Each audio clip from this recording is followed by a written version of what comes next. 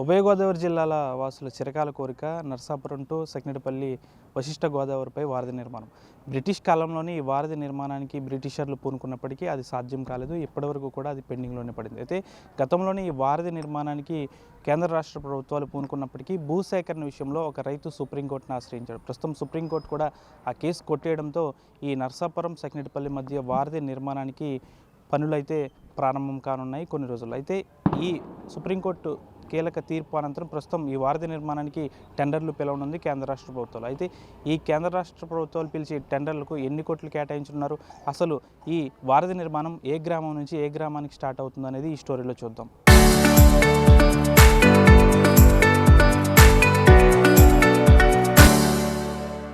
ఉభయ గోదావరి జిల్లా వాసుల చిరకాల కోరిక త్వరలో నెరవేరబోతుంది. పశ్చిమ గోదావరి జిల్లాలోని నర్సాపురం నుంచి అంబేద్కర్ కోనసీమ జిల్లాలోని సెకినెటిపల్లి వరకు వశిష్ట గోదావరిపై వంతెన నిర్మాణానికి మార్గం సుగమమైంది. దీనికి సంబంధించి ఎన్నో ఏళ్ళుగా కూడా ప్రభుత్వాలు ముఖ్యమంత్రులు మారుతున్నప్పటికీ కూడా ఈ వంతెన నిర్మాణం అనేది కేవలం శిలాఫలకాలకు మాత్రమే పరిమితం అని చెప్పొచ్చు. ప్రస్తుతానికైతే ఈ వంతెన నిర్మాణానికి సంబంధించి ఇప్పుడు క్లియరెన్స్ అనేది వచ్చింది. దాదాపు ఈ వంతెన నిర్మాణానికి సంబంధించి మనం పూర్వపరాలను పరిశీలిస్తే అప్పట్లో బ్రిటిష్ ప్రభుత్వం అధికారంలో ఉన్నప్పుడు బ్రిటిషర్లు ఇక్కడ తమ వ్యాపారాల రీత్యా నర్సాపురం తీర ప్రాంతం కాబట్టి ఇక్కడికి వచ్చి తమ వ్యాపార కార్యకలాపాలు నిర్వహించుకునేవారు. ఇక్కడి నుంచే వారు ఈ సముద్ర మార్గం గుండా కూడా ఇతర ప్రాంతాలకు వెళ్ళేవారు. అయితే 1910వ సంవత్సరంలోనే బ్రిటిషర్లకు వంతెన నిర్మాణాన్ని ఆవశ్యకతను గుర్తించారు. అప్పుడు నర్సాపురం నుంచి అటు అంబేద్కర్ కోనసీమ అప్పటి తూర్పుగోదావరి జిల్లాకు సంబంధించి ఒక వంతెన నిర్మాణం చేపడితే రాకపోకలకు బాగుంటుందనే ఒక ఉద్దేశంతో బ్రిటిషర్లు 1910లోనే కేవలం 70,000 రూపాయలతో ఒక నిధులు విడుదల చేసుకుని వారు ఒక వంతెన నిర్మాణం చేపడదామని చూసుకున్నారు. అయితే అప్పట్లో ఉన్న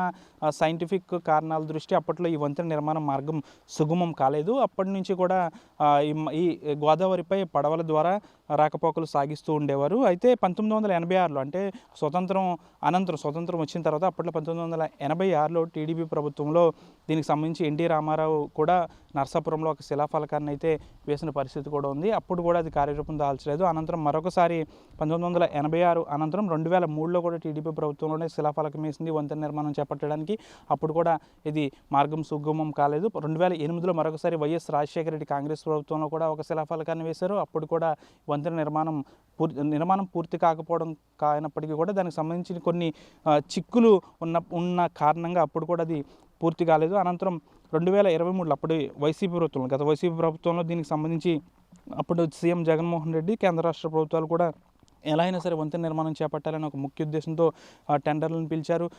దీనికి సంబంధించి భూసేకరణ కూడా చేశారు. అప్పట్లోనే దాదాపు 90% పైగా భూసేకరణ అనేది పూర్తయింది. అయితే అంబేద్కర్ కోనసీమ జిల్లాకు సంబంధించి ఒక రైతు సంబంధించిన ఒక ల్యాండ్ విషయంలో హైకోర్టుకు వెళ్ళాడు. హైకోర్టు కూడా దాన్ని కొట్టివేసిన తర్వాత అనంతరం ఆయన సుప్రీంకోర్టుకు వెళ్ళాడు. సుప్రీంకోర్టుకు వెళ్ళిన తర్వాత కూడా ప్రస్తుతం సుప్రీంకోర్టు దాన్ని కూడా కొట్టివేసింది. దీన్ని బట్టి ఇప్పుడు ఈ వంతెన నిర్మాణ మార్గం సుగమమైంది. గత కొంతకాలం అంటే కూటమి ప్రభుత్వం అధికారంలోకి వచ్చిన తర్వాత ఇక్కడ కేంద్ర మంత్రిగా ఉన్న భూపతిరాజు శ్రీనివాస్ వర్మ ఈ వంతెన నిర్మాణానికి అప్పట్లోనే ఎన్నికల హామీలో భాగంగా ఇది కూడా హామీ ఇచ్చారు. అయితే ఈ హామీలో భాగంగానే ఎన్నో national highway authority of India అధికారులతో పాటు కేంద్ర ఉపరితల రవాణా శాఖ మంత్రితో వద్దకు వెళ్ళి కూడా దీనికి సంబంధించి అనేక మార్లు విజ్ఞప్తి చేసుకున్నారు. దీంతో ప్రస్తుతం సుప్రీంకోర్టులో ఎవరైతే రైతు భూసేకరణకు సంబంధించి రైతు కేసు వేశారో దాన్ని అయితే కొట్టివేసింది. అయితే గతంలోనే 96% భూసేకరణ పూర్తయింది. కేవలం 750 మీటర్లు సంబంధించి 3% భూమికి సంబంధించి మాత్రమే గత కొంతకాలంగా వివాదం నడుస్తుంది. ఈ ప్రాజెక్టుకు సంబంధించి 2023లోనే టెండర్లు పిలిచారు.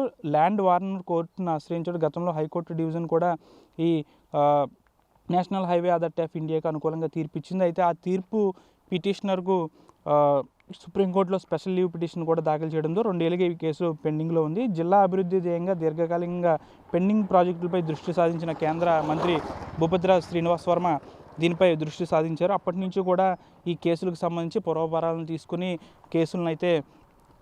దీనికి సంబంధించి కేసులను అయితే పరిష్కరించే దిశగా కీలక అడుగులు వేశారు. అయితే నిన్న సుప్రీంకోర్టులో వాదోపవాదాలు విన్న తర్వాత ఈ కేసును ఎవరైతే భూ సేకరణ కోసం సుప్రీంకోర్టులో పిటిషన్ వేశారో దీనికి సంబంధించి కేసును అయితే కొట్టివేసే పరిస్థితి నెలకొంది.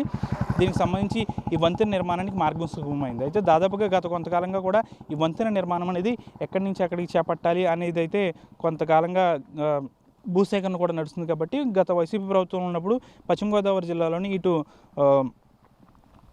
లక్ష్మణేశ్వరం మీదుగా లక్ష్మణేశ్వరం నుంచి వైఎస్ పాలెం మరియు ఇటు రాజుల్లంక మీదుగా ఇటు అంబేద్కర్ కోనసీమ జిల్లాలోని రామేశ్వరం వరకు ఈ వంతెన 216 హైవే వెళ్తుంది. అనంతరం అక్కడి నుంచి ఆ 216 హైవేకి అయితే కలుస్తుంది. ప్రధానంగా ఇది ఏదైతే 216 హైవే ఉందో 216 హైవేలోని లక్ష్మణేశ్వరం నుంచి ఇటు వైఎస్ పాలెం ఎర్రంశెట్టివారి పాలెం నుంచి ఇటు రాజుల్లంక మీదుగా కూడా ఇప్పుడు నేనున్న ఈ ప్రాంతం అంటే చూసుకోవచ్చు మనం. ఇదైతే 2023లో national highway authority of India వాళ్ళు ఇక్కడ ఒక స్టోన్ కూడా వేసిన పరిస్థితి. అంటే ఇదంతా కూడా భూసేకరణకు సంబంధించిన వేసిన ఈ స్టోను. కాబట్టి ఇక్కడి నుంచి ఈ బ్రిడ్జ్ అనేది వెళ్తుంది. ఇక్కడి నుంచి రాజుల్లంక అంటే ప్రధానంగా 216 హైవే మన వెనక నుంచి వెళ్తుంది. కాబట్టి అటు మొగల్తూరు 216 హైవే నుంచి ఇటు లక్ష్మణేశ్వరం ఎర్రంశెట్టివారి పాలెం నుంచి ఇటు రాజుల్లంక, నేనున్న ప్రాంతం ఇది రాజుల్లంక. ఇక్కడి నుంచి వంతెన ఇటుగా వెళ్ళి ఏదైతే గోదావరి మీదుగా వంతెన నిర్మాణం చేపట్టిన తర్వాత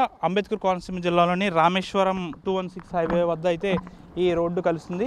అయితే దీనికి సంబంధించి గత కొంతకాలంగా కాదు, పశ్చిమ గోదావరి జిల్లాతో పాటు గతంలో ఉన్న తూర్పుగోదావరి జిల్లా 2 గోదావరి జిల్లాలకు మధ్య గోదావరి వారధి నిర్మాణం చేపట్టాలని ఎన్నో ఏళ్ళుగా ప్రభుత్వాలు మారుతున్నా, ముఖ్యమంత్రి మారుతున్నా ఇదైతే సాకారం కాలేదు. ప్రస్తుతం ఇప్పుడు ఇదైతే మార్గం సుగమమైంది. కాబట్టి ఇక్కడ అప్పట్లోని గత వైసీపీ ప్రభుత్వంలో దాదాపు 490 కోట్లతో అయితే ఈ ప్రాజెక్టును చేపట్టాలనే ఉద్దేశంతో భూసేకరణ కూడా చేసింది. ప్రస్తుతం అప్పుడైతే ఒక వ్యక్తి కేసు వేయడం వల్ల ఇదంతా పూర్తిగా నిలిచిపోయింది. కాబట్టి ఇప్పుడు మరొకసారి కేంద్ర రాష్ట్ర ప్రభుత్వాలు టెండర్లు పిలవనున్నాయి. దీనికి సంబంధించి అప్పట్లోనే 490 కోట్లు మంజూరు చేసినప్పటికీ కూడా, విడుదల చేసినప్పటికీ కూడా ఇప్పుడు ఇంకా పెరిగే అవకాశం ఉంది. కాబట్టి దాదాపు మరొక 1000 కోట్ల వరకు అయ్యే ఛాన్స్ ఉంది. కాబట్టి దీనికి సంబంధించి టెండర్లు పిలిచే అవకాశం ఉంది. ఏదేమైనప్పటికీ కూడా ఉభయ గోదావరి జిల్లా వాసులు చిరకార కోరిక అంటే దాదాపు ఇటు కోనసీమ జిల్లా సెగ్నెటిపల్లి మీదుగా వెళ్ళాలంటే దాదాపు పంటు ప్రయాణమే చేయాల్సిన పరిస్థితి ఉంటుంది. ప్రమాదకరమైన పరిస్థితుల్లో పంటు ప్రయాణాలు అయితే ప్రయాణికులు చేస్తున్నారు. దీనికి సంబంధించి ఇప్పుడు ఈ వంతెన వారధి నిర్మాణం చేపడితే పంటు ప్రయాణాలు ఆగిపోతాయి. కాబట్టి వంతెన మీదుగా వాహనాలు అయితే వెళ్తాయి. ఇప్పుడు ఈ నిర్మాణం ఎప్పుడు పూర్తవుతుంది అనేది అయితే ఇంకా తెలియాల్సి ఉంది. ఇంకా టెండర్లు అనేది పిలవలేదు. ఇంకా చాలా 3% పనులు భూసేకరణ అది కూడా ఇప్పుడు పూర్తయింది. కాబట్టి భూసేకరణ పూర్తయినప్పటికీ కూడా ఇప్పుడు ఇంకా ఈ టెండర్లు ఎవరు దక్కించుకుంటారు, ఈ టెండర్లు దక్కించుకున్న తర్వాత ఎంతకాలంలోగా ఈ పనులు పూర్తి చేస్తారనేది వేచి చూడాల్సిన అవసరం ఉంది. అయితే దీనికి సంబంధించి అయితే ప్రజలు హర్షాతి రేఖలు వ్యక్తం చేస్తున్నారు. ఎందుకంటే ఉభయ గోదావరి జిల్లా వాసులు చిరకాల కోరిక ఇది నర్సాపురం నుంచి సెగ్నెటిపల్లి వారధి నిర్మాణం. ప్రస్తుతం అయితే ఇది భూసేకరణ పూర్తయింది. ఇప్పుడు సుప్రీంకోర్టు కూడా ఒక కేసు ఉండడంతో అది కూడా కొట్టివేసింది. కేంద్ర రాష్ట్ర ప్రభుత్వాలు ఇప్పుడు కొత్తగా టెండర్లు పిలవనున్నాయి. అయితే టెండర్లు పిలిచిన తర్వాత ఎంతకాలంలో పనులు పూర్తవుతాయి, ఎంతకాలంలో ఈ వారధి నిర్మాణం పూర్తవుతుందని చూడాలి. పోలవరం మాదిరిగానే అది కూడా ఈ టెండర్లు పిలిచిన తర్వాత ఈ వారధి నిర్మాణం అనేది పోలవరం మాదిరిగానే అలా కొనసాగుతుంటుందా, లేకపోతే కేంద్ర రాష్ట్ర ప్రభుత్వాల చొరవతో ఈ వంతెన అనేది త్వరగా నిర్మాణం అవుతుందా, లేకపోతే పోలవరం మాదిరిగానే పోలవరం ఉన్నానని ఒక మాట చెప్తున్న కేంద్ర రాష్ట్ర ప్రభుత్వాలు ఇప్పుడు కూడా ఈ వారధి నిర్మాణానికి నిధులు మంజూరు చేసిన తర్వాత టెండర్లు పిలిచిన తర్వాత ఎంతకాలంలో పూర్తవుతుంది, నర్సాపురం సెగ్నెటిపల్లి వశిష్ఠ వారధి కూడా ప్రజల మాటల్లోని ఈ విధంగా నానుడి కింద ఉంటుందా, లేకపోతే త్వరగానే ఈ వారధి నిర్మాణం పూర్తి చేస్తారనేది అయితే వేచి చూడాల్సిన అవసరం ఉంది. దీనికి సంబంధించి ఇప్పటికే కేంద్ర రాష్ట్ర ప్రభుత్వాలు ఇప్పటికే దీనిపై అన్ని ఏర్పాట్లు కూడా చేశాయి. కాబట్టి ఇప్పుడు కేంద్రం నేషనల్ హైవే అథారిటీ ఆఫ్ ఈ టెండర్ ఎవరు దక్కించుకుంటారు, ఎవరు ఈ టెండర్ దక్కించుకున్న తర్వాత ఎవరు ఈ వంతెన ఎంతకాలానికి పూర్తి అవుతుంది అనేది మాత్రమే వేచి చూడాల్సిన అవసరం ఉంది. త్వరితగతిన ఈ వంతెన నిర్మాణం చేపట్టాలని అయితే ఉభయ గోదావరి జిల్లా వాసులందరూ కూడా కోరుతున్నారు. ప్రస్తుతం అయితే ఈ భూసేకరణ అయితే పూర్తయింది. అనంతరం కోర్టులో కేసు కూడా ఉంది. కాబట్టి ఆ కేసు కూడా పూర్తిగా కూడా సుప్రీంకోర్టు కొట్టివేసింది. కాబట్టి ఇంకా టెండర్లు పిలవాలి, నిధులు విడుదల చేయాలి, వారధి పూర్తి అవ్వాలి. ఇదంతా కూడా ఎప్పటి వరకు అవుతుంది, ఎప్పటిలోగా ఈ వారధి నిర్మాణం జరుగుతుంది అనేది అయితే మాత్రం వేచి చూడాల్సిన అవసరం ఎంతైనా ఉంది. వీడియో జర్నలిస్ట్ శేఖర్తో మనోజ్ RTV, పశ్చిమ గోదావరి జిల్లా రాజుల్లంక నుంచి. చరిత్ర సృష్టించినోడు ఇప్పుడు ఆ చరిత్రని తిరగరాయబోతున్నాడు. అబద్ధాల గోడల్ని బద్దలు కొట్టి నిజాలను రాగా మీ ముందుంచబోతున్నాడు. నిజమైన వార్తల కోసం వెంటనే డౌన్లోడ్ చేసుకోండి రా యాప్ని.